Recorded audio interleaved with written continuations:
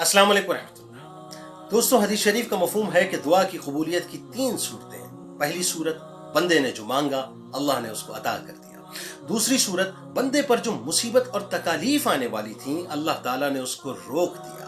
और तीसरी सूरत, अल्लाह ने उसकी दुआओं को आखिरत के लिए ज़खीरा कर दिया।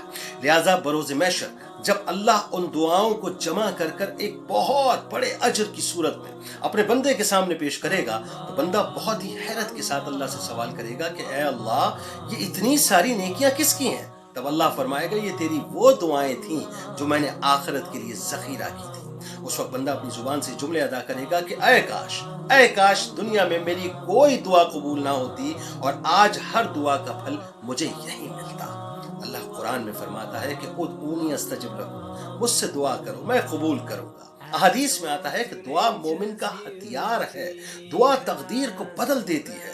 दुआ रहमत का दरवाजा है और अल्लाह के नजदीक दुआ से ज्यादा मुअज्जिज कोई चीज नहीं है। और एक और हदीस में तो यहाँ तक आता है कि गाफिल दिल से, जो दिल है ना दिल, फरमाया गया कि गाफिल दिल से दुआ मत किया करो। लिहाजा जब भी मांगे इस यकीन के साथ मांगे कि मैं मांग रहा हूँ और मेरा परवरदिगार, मेरा रब मुझे अता कर रहा है। इस वीडियो को जरूर शेयर कीजिए। अस्सलामु अलैकुम व रहमतुल्लाह।